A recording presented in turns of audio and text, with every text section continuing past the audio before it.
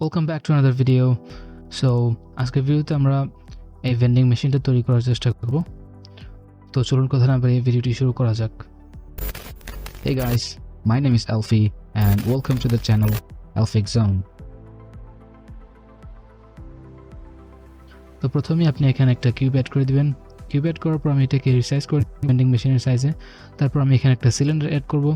এই সিলিন্ডারটাকে রিসাইজ করার পর আমি এটাকে এই ভেন্ডিং মেশিনের এটার মাধ্যমে পায়া তৈরি করব। তারপর আমি এখানে একটা অ্যারে মডিফায়ার অ্যাড করব আর বাকি 3টা পায়া অ্যাড করার জন্য।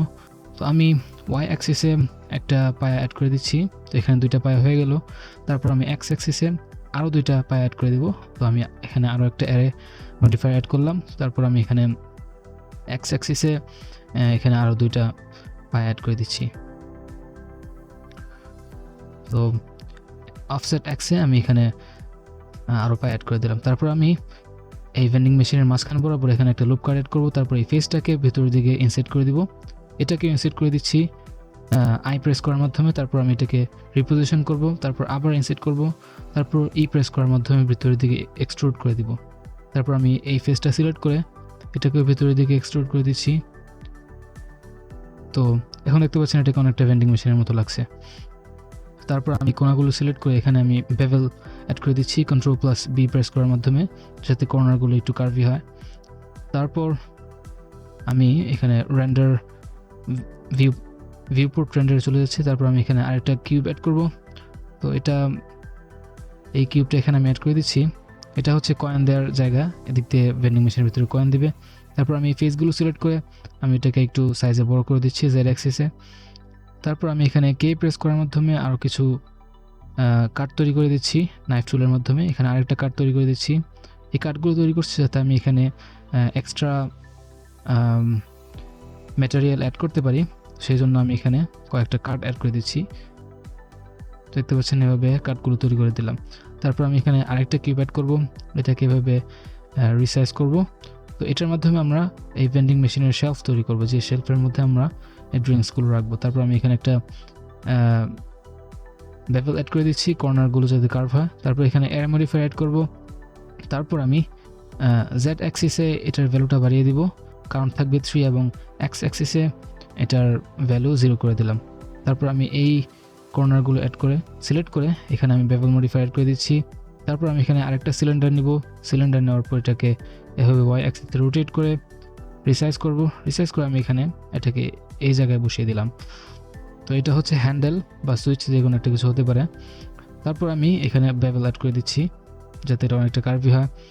তারপর আমি এটাকে ভিতরের দিকে নিয়ে দিচ্ছি, এভাবে এক্স অ্যাক্সিসে এটাকে মুভ করে দিলাম। তারপর আমি এটাকে সিলেক্ট করব। সিলেক্ট করে Ctrl+D প্রেস করার মাধ্যমে এটাকে ডুপ্লিকেট করব। এখানে আমি এটাকে রিসাইজ করব, একটু ছোটো করে দিচ্ছি। তো এটাকে আবার ডুপ্লিকেট করব। আমি এটাকে এখানে নিয়ে আসলাম। এখানে নিয়ে আসার পর এটাকে আমি এখানে সেট করে দিব। এটার মাধ্যমে আমরা একটা সুইচ তৈরি করব এখানে। তো এটা সিলেক্ট করে এখানে অ্যারে অ্যাড করব, অ্যারে মডিফায়ার। তারপর আমি হরিজন্টালি 6টা সুইচ অ্যাড করব। এটা সুইচ না, আসলে একটা ডিজাইন আর কি। হরিজন্টালি 6টা, তারপর আমি ভার্টিক্যালি 6 6 12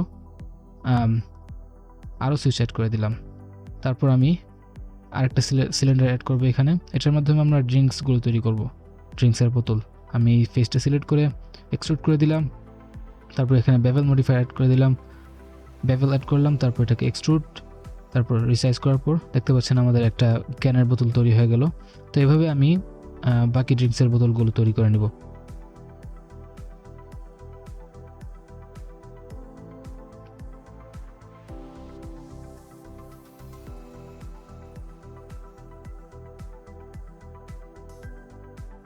তারপর আমি এই সবগুলো বোতলকে যথাস্থানে বসিয়ে দিলাম। এগুলোকে আমরা পরবর্তীতে মাল্টিপ্লাই করতে পারবো। তারপর আমি এখানে একটা লাইট অ্যাড করে দিচ্ছি, সানলাইট। তো আমি Shift+A প্রেস করার মাধ্যমে একটা সানলাইট অ্যাড করব। তারপর আমি এটাকে এখানে সেট করে আমি সানলাইটটাকে রিপোজিশন করব।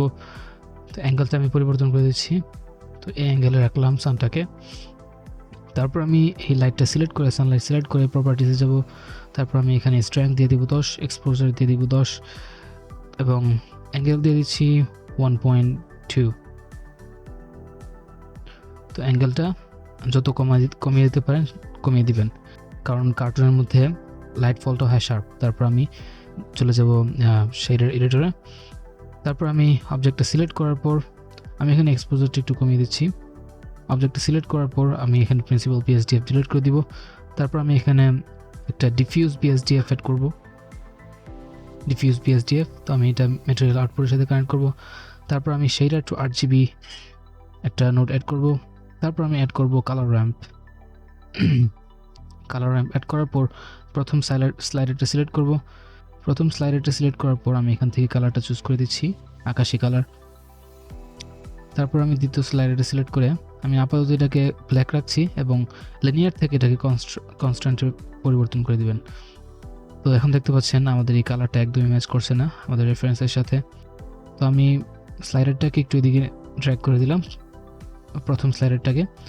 এখন আমি দ্বিতীয় স্লাইডারের কালারটা চেঞ্জ করে দিচ্ছি এবং এই দ্বিতীয় স্লাইডারের কালারটা আমি একদম ডার্ক করে দিব।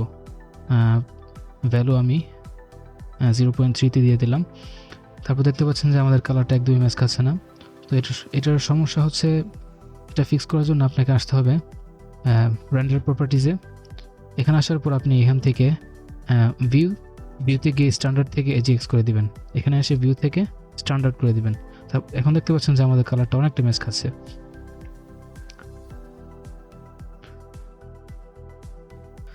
তারপর আমি একই সিস্টেমে বাকি যতগুলো অবজেক্ট আছে সেগুলোর মধ্যে আমি ম্যাটেরিয়াল অ্যাড করে দিচ্ছি। তো আমি এখানে একই শেডার ব্যবহার করে এখানে আমি ব্ল্যাক কালার সেট করে দিচ্ছি। তারপরে এই অবজেক্টগুলোতে আমি ব্ল্যাক কালার অ্যাপ্লাই করে দিব এবং এই বাটনগুলোতে আমি পিঙ্ক কালার অ্যাড করে দিচ্ছি। মনে রাখবেন আমি শেডার একই সিস্টেম ব্যবহার করছি। তারপর আমি এই ফেসগুলো সিলেক্ট করব, এখানে একটা হোয়াইট কালার দিয়ে দিব। তো এখানে এসে আমি নতুন একটা কালার অ্যাড করছি, নতুন একটা কালার অ্যাসাইন করছি এই ফেসগুলোতে। তো আমি এটাকে নাম দিয়ে দিব নিউ দিয়ে, আমি এখানে নাম দিয়ে দিচ্ছি হোয়াইট কালার। তো রিনেম করার পর আমি প্রিন্সিপাল পিএসডিএফ ডিলিট করে একই ফর্মুলা এখানে ব্যবহার করছি এবং এখানে আমি এই সাদা কালারটা সিলেক্ট করে দিলাম। পুরোপুরি সাদা নয়, হালকা ক্রিম কালার। তো এটাই আর কি। তারপর আমি পায়াগুলো সিলেক্ট করব, এখানে আমি ব্ল্যাক কালার অ্যাসাইন করে দিচ্ছি। তারপর আমি এখানে দুইটা লুপ কাট অ্যাড করছি। লুপ কাট অ্যাড করার পর আমি এখানে আরেকটা নিউ কালার অ্যাড করব। এখানে আমি এই সেম ফর্মুলা ব্যবহার করছি। তো এখানে আমি একটা ডার্ক আকাশি কালার ইউজ করব, দেখতে পাচ্ছেন অনেকটা এরকম দেখাচ্ছে। তারপর আমি ভিতরের ইন্টেরিয়র ফেসগুলো সিলেক্ট করব। এখানের সিলেক্ট করার পর আমি এখানে এটাকে অ্যাসাইন করে দিচ্ছি নতুন একটা ম্যাটেরিয়াল। আমি এখানে হালকা বেগুনি কালার দিয়ে দিচ্ছি। তারপর এই নিচেরটার মধ্যে আমি ব্ল্যাক কালার দিয়ে দিব। তারপর আমি এই বাটনটা সিলেক্ট করব, এখানে আমি প্রেস করার মাধ্যমে একটু ভেতরের দিকে নিব। তারপর এটা সিলেক্ট থাকা অবস্থায় আমি একটা নতুন ম্যাটেরিয়াল অ্যাসাইন করছি, সাদা কালার। তারপর আমি এখানেও একটা নতুন ম্যাটেরিয়াল অ্যাড করছি। তারপর আমি বক্সটা সিলেক্ট করে এখানে এই সাদা কালার অ্যাড করে দিচ্ছি। সোজা কথা, আপনি ভিতরের ফেসগুলো সিলেক্ট করে নতুন নতুন ম্যাটেরিয়াল অ্যাড করতে পারবেন। তারপর আমি বোতলগুলোর মধ্যে আমি এখানে ম্যাটেরিয়াল অ্যাড করব। তো আমি প্রথমে উপরের ফেসগুলো সিলেক্ট করে এখানে নিউ ম্যাটেরিয়াল অ্যাসাইন করছি। এখানে আমি মেটাল টাইপের একটা কালার দিয়ে দিচ্ছি, হালকা গ্রে কালার। তারপর আমি নিচের ফেসগুলো সিলেক্ট করব। এখান থেকে আমি প্রিন্সিপাল পিএসডিএফটা ডিলিট করে দিচ্ছি। ডিলিট করে দেওয়ার পর আমি এখানে একটা ইমেজ টেক্সচার অ্যাড করব। তো আমি এখানে ইমেজ টেক্সচার সারফেসের সাথে কানেক্ট করে তারপর আমি একটা নতুন ইমেজ এখানে অ্যাড করব। তো আমি এখানে দেখতে পাচ্ছেন এখানে অনেকগুলো ইমেজ এনেছি। তো আমি এই ইমেজটা এখানে আমি লোড করে নিলাম, দেখতে পাচ্ছেন এরকম দেখাচ্ছে। তারপর আমি পার্টিকেল স্প্লিট করব এখানে। তারপর আমি এই ইউভি এডিটরে এই ইমেজটা লোড করব। তারপর আমি ইউভি এডিটরটাকে এভাবে স্কেল করে ইমেজ অনুযায়ী আমি এখানে সেট করে দিচ্ছি। তারপর আমি এখানে একটু রোটেট করে দিচ্ছি, দেখতে পাচ্ছেন এরকম দেখাচ্ছে, কিন্তু এটা মোটেও কার্টুনিশ লাগছে না। তো এর জন্য আমাদেরকে এই সেম ফর্মুলাটা ইউজ করতে হবে যেটা আমরা আগে ইউজ করেছি। তো আমি এই ফর্মুলাটা এখানে এনে তারপর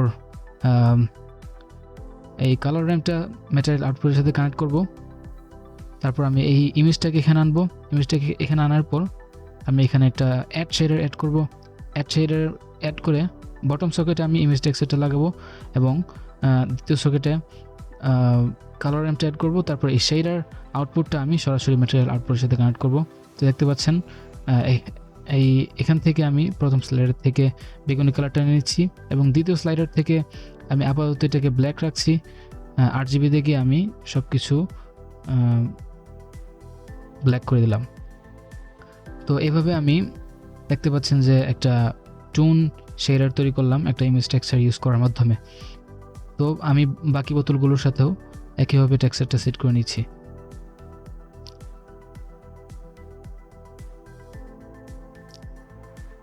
দেখতে পাচ্ছেন আমি সবগুলো অবজেক্টে এরকম ম্যাটেরিয়াল সেট করে দিলাম। তারপর আমি শেডার এডিটর অবজেক্ট থেকে ওয়ার্ল্ড মোডে শিফট করব। ব্যাকগ্রাউন্ড, আমি এই ব্যাকগ্রাউন্ডটা ডুপ্লিকেট করছি আমার ব্যাকগ্রাউন্ড অ্যাড করার জন্য। তারপর Ctrl+Shift+রাইট ক্লিক করে আমি এই দুইটাকে একসাথে মিক্স করে দিলাম মিক্স শেডারের মাধ্যমে। তারপর আমি এখানে আরেকটা নোট অ্যাড করব লাইট পাথ নামে। তো এই লাইট পাথ এই কোথায় গেল এটা, লাইট পাথ। তারপর আমি ইজ ক্যামেরা থেকে নিয়ে মিক্স শেডার ফ্যাক্টর অ্যাড করে দেব। তারপর আমি দ্বিতীয় যে ব্যাকগ্রাউন্ডটা আছে এটার কালারটা আমি চেঞ্জ করে দিচ্ছি। আমি এটার কালার এই অরেঞ্জ কালার করে দিলাম। তো এরপর দেখতে পাচ্ছেন এটা অনেকটা এরকম দেখাচ্ছে। তারপর আমি এখানে একটা প্লেন অ্যাড করব। প্লেন অ্যাড করার পর প্লেনটাকে আমি রিসাইজ করব। এটা আসলে গ্রাউন্ডের মতো কাজ করবে। তো আমি এখানে ক্যামেরাটাকে লক করে নিচ্ছি।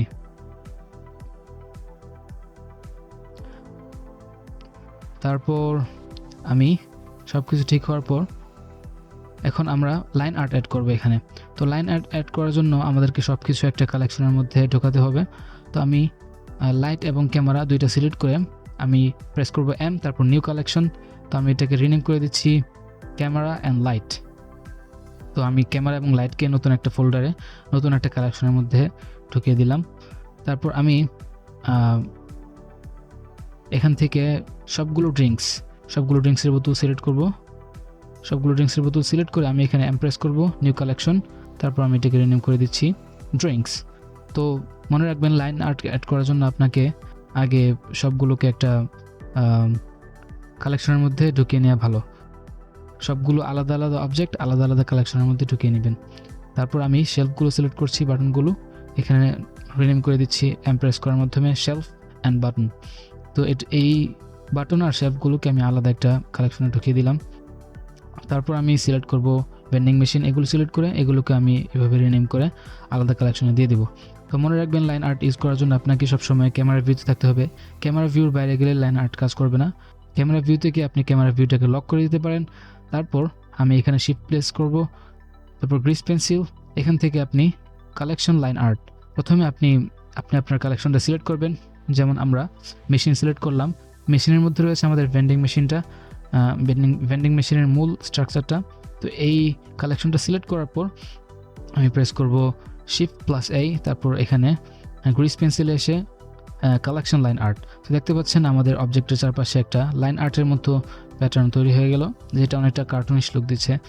তো এর জন্য দেখতে পাচ্ছেন লাইন আর্টগুলো একটু মোটা, এটাকে আমি চিকন করার জন্য আমি এই মডিফায়ারে চলে আসব, লাইন আর্ট। তারপর আমি এখানে লাইন থিকনেস, এখান থেকে আমি এটাকে 12 করে দিলাম। এখন দেখতে পাচ্ছেন অনেকটা চিকন দেখাচ্ছে আগে থেকে।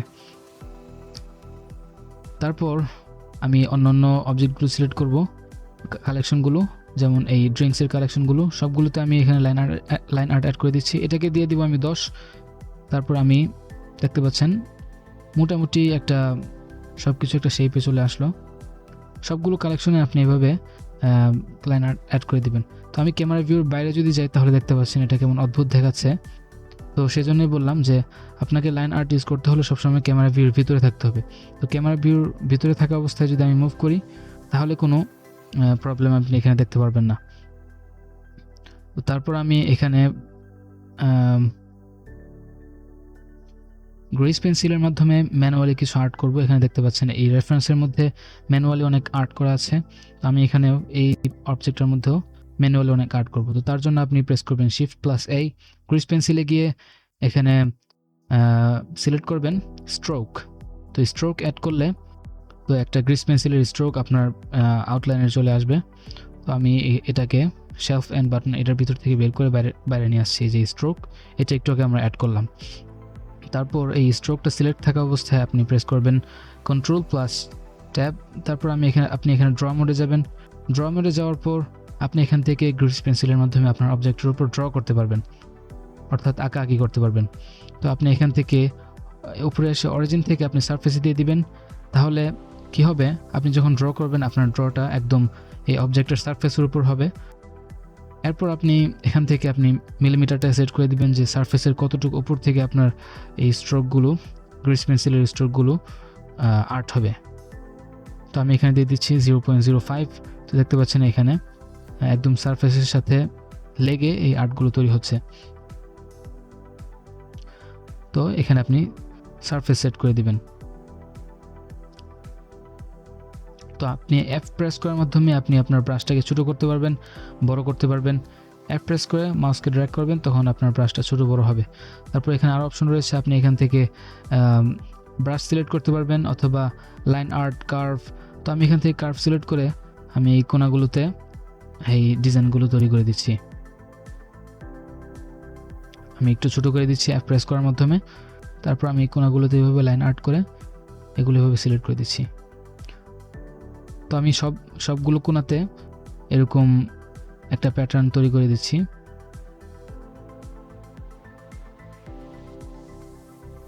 আমি ভিডিওটাকে একটু ফাস্ট করে দেবো, কারণ এখানে এক্সপ্লেন করার মতো আসলে কিছুই নেই।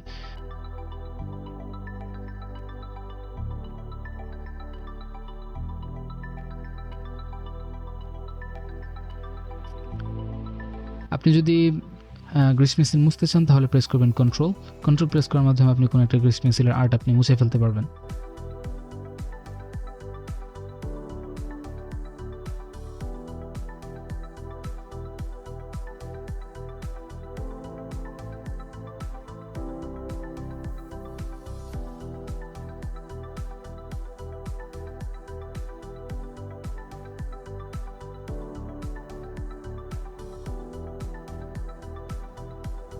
তো আপনি দেখতে পাচ্ছেন এখানে একটা প্রবলেম দেখা যাচ্ছে যে আমি যখন গ্রিস পেন্সিল আর্ট করার পর আমি এভাবে যাব, তখন আমি অবজেক্টের ভিতর দিয়ে গ্রিস পেন্সিলের আর্টগুলো দেখতে পাচ্ছি। তো এটা ফিক্স করার জন্য আপনাকে চলে আসতে হবে অবজেক্ট, গ্রিস পেন্সিলটা স্ট্রোকটা সিলেক্ট থাকা অবস্থায় আপনি চলে আসবেন অবজেক্ট প্রপার্টিজে।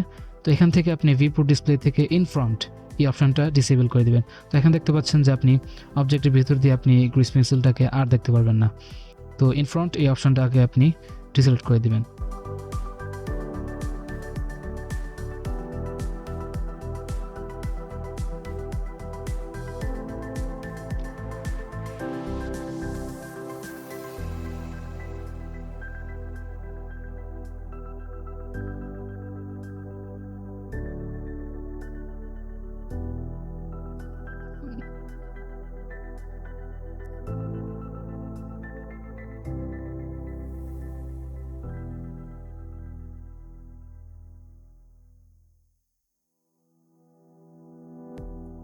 আপনি চাইলে আপনার গ্রিস পেন্সিলের কালারও সিলেক্ট করতে পারবেন।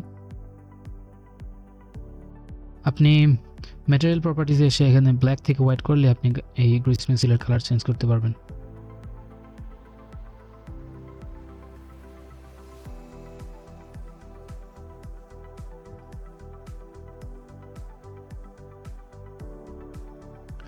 এরপর আমরা ক্যামেরা সেট আপ করে এখানে কয়েকটা ছবি তুলব, রেন্ডার ইমেজ, দেখবো সব কিছু ঠিকঠাক আছে কিনা। হ্যাঁ, ঠিকঠাক আছে। আমরা আরেকটা ছবি তুলছি একটু কাছ থেকে, ক্লোজ আপ। এটাও ঠিকঠাক লাগছে। দেখতে পাচ্ছেন এটা কত ডিটেইলে মনে হচ্ছে যে হাতে আঁকা এক একটা অবজেক্ট, কিন্তু আসলে এগুলো কিন্তু 3D। তারপর আমি এখানে একটা প্লেন এড করে দিব। এই প্লেনটা এড করার মাধ্যমে আমি এখানে আসলে গ্লাস তৈরি করবো আর কি। ভেন্ডিং মেশিনের এই জায়গাটা একটা গ্লাস থাকার কথা। তো আমি প্লেনটাকে আমি এইভাবে বড় করে দিচ্ছি। তারপর আমি এখানে একটা নিউ ম্যাটেরিয়াল অ্যাড করব। তারপর আমি চলে যাব ম্যাটেরিয়াল প্রপার্টিজে। তারপর এখানে আসবো লাইন আর্টে। তো এখানে লাইন আর্টে এসে আমি এখানে লেভেল করে দিব 0। মনে রাখবেন এটা আপনাকে করতে হবে, আর না হয় আপনি এই অবজেক্টের ভিতর দিয়ে লাইন আর্টগুলো দেখতে পারবেন না। তারপর আমি প্রিন্সিপাল পিএসডিএফ ডিলিট করে দিব। এখানে আমি অ্যাড করবো একটা ট্রান্সপারেন্ট পিএসডিএফ। তারপর অ্যাড করবো আমি একটা ইমিশন অ্যাড করার পর আমি এই দুইটাকে কানেক্ট করে দিব মিক্স শেডের মাধ্যমে। তারপর দেখতে পাচ্ছেন এটা অনেকটা এরকম দেখাচ্ছে। আমি এটাকে একটু ড্র্যাগ করে কমিয়ে দিচ্ছি। ম্যাটেরিয়াল প্রপার্টিতে এসে আপনি সেটিংসে আসবেন। সেটিংসে আসার পর চলে আসবেন সারফেসে। তারপর এই ডি থ্রেড থেকে আপনি চেক করে দিবেন ব্লেন্ড। তো এটা অনেকটা ভালো, ট্রান্সপারেন্ট বিএসডিএফ, ট্রান্সপারেন্ট গ্লাস তৈরি করার জন্য। তারপর আমি এগুলোকে আবার ডুপ্লিকেট করব। ডুপ্লিকেট করার পর এই মিক্স শেডার দুইটাকে আমি একসাথে কানেক্ট করে দিচ্ছি, মিক্স করে দিচ্ছি। তারপর নিচের মিক্স শেডারটাকে আমি করে দেবো 0.3, উপরটা করে দেবো 0.1। তারপর আমি এখানে অ্যাড করব গ্লসি বিএসডিএফ। গ্লসি বিএসডিএফ এর সাথে কানেক্ট করব শেডার টু RGB, শেডার টু RGBর পর অ্যাড করব কালার র্যাম্প সেট করে দেবো কনস্ট্যান্ট। তো এখন দেখতে পাচ্ছেন অনেকটা একটা গ্লাসের গ্লেজ দিচ্ছে এখানে।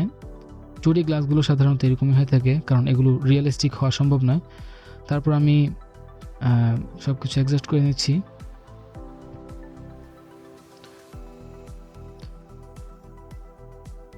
হ্যাঁ, তো এইভাবে আপনি সব কিছু অ্যাডজাস্ট করতে পারবেন যে আপনার গ্লাসের এফেক্টটা কীরকম হবে। তারপর আমি গ্লসি বিএসডিএফ, শেডার টু RGB এবং কালার র্যাম্প এই সবগুলো একসাথে সিলেক্ট করার পর আমি এগুলোকে ডুপ্লিকেট করে দিচ্ছি। ডুপ্লিকেট করে আপনি এই কালার র্যাম্পটাকে একসাথে কানেক্ট করবেন এবং উপরে কালার র্যাম্পটাকে ইনভার্ট করে দিবেন। ব্ল্যাক স্লাইডারটা আগে আনবেন এবং হোয়াইট স্লাইডারটাকে পরে নিয়ে যাবেন। তো এখন দেখতে পাচ্ছেন যে আমাদের এরকম একটা এফেক্ট তৈরি হলো গ্লাসের মধ্যে।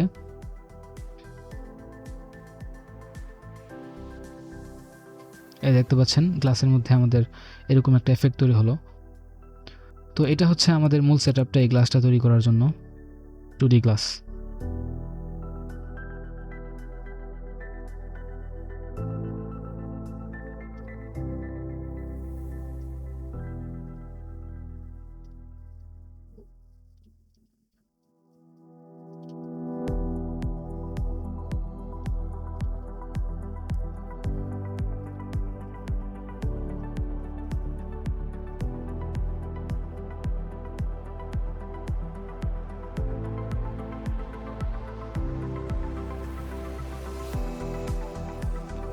তো এগুলো হচ্ছে রেন্ডার ইমেজ।